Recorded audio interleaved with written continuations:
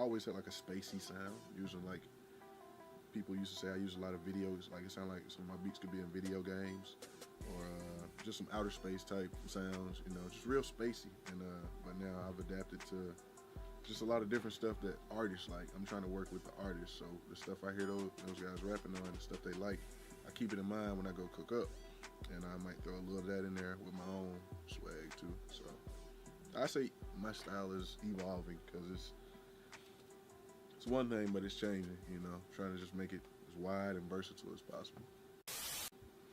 What inspires me? What inspires me, man?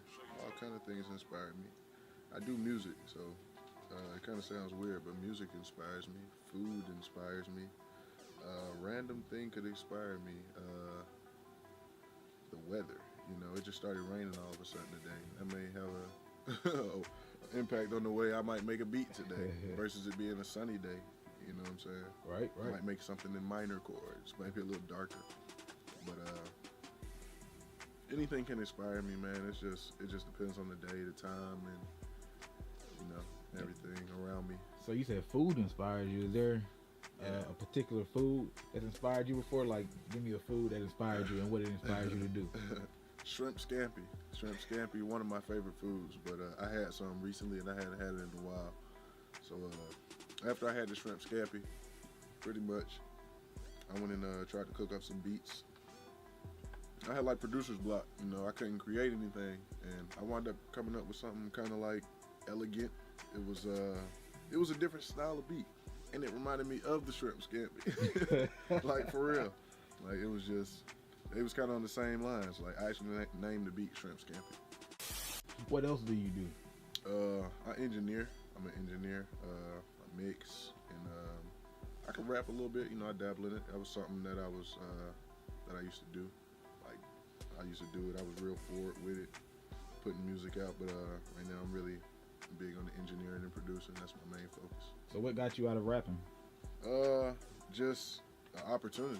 Honestly, opportunity here at Streets X, and didn't really get me out of it, but just changed my focus. You know, I can be more of an asset if I got something to provide for people versus just trying to sell my music. That's what everybody's trying to do.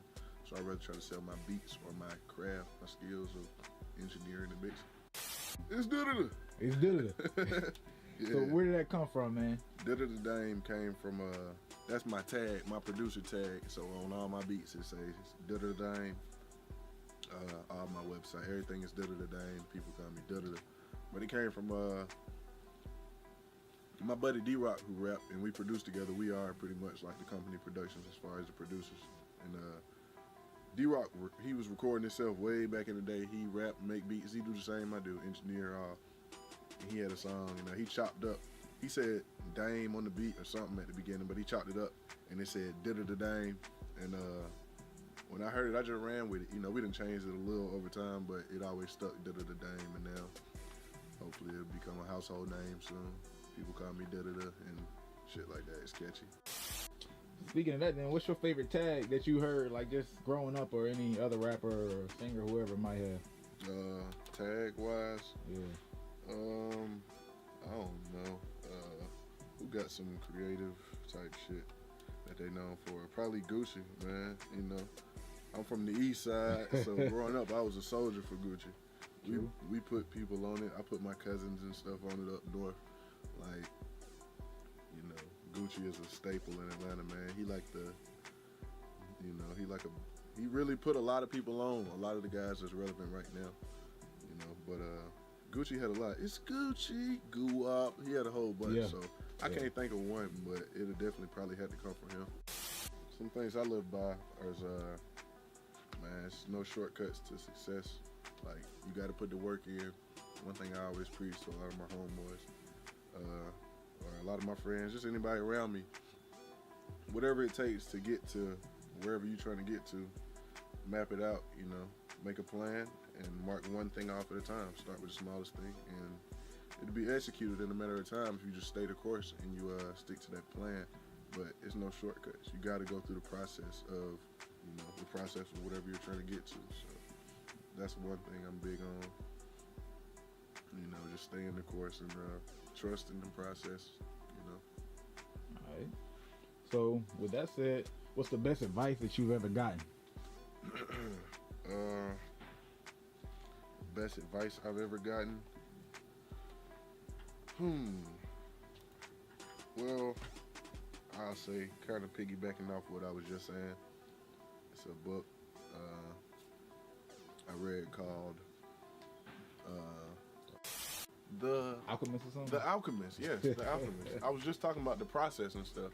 Okay. So I read The Alchemist like one day, and that was the first book I read in one day. Really? I had a homegirl. She told me I should read it. But Same here. I had a homegirl who told me. I read it, and I'm like, okay. I went and got a library card just to get that book. It taught me a lot about the process I was on and how I should embrace it more. And the real treasure in it was the process. Like going through all this shit. You know what I'm saying? Like you ain't even really see the treasures of doing this every day. Like all the, versus focusing on the end result. The prize was the whole journey. Right. So that's huge. I think that's freaking huge. Like, what impact do you want to make, knowing all this kind of stuff?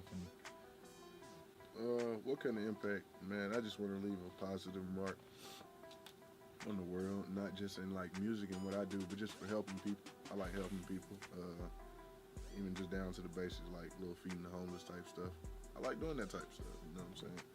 Folks out here on the street, that could be us, I mean, just by doing that and messing with folks, you done heard stories of, homeless people who was up, like, may not have been like rich, but they were straight.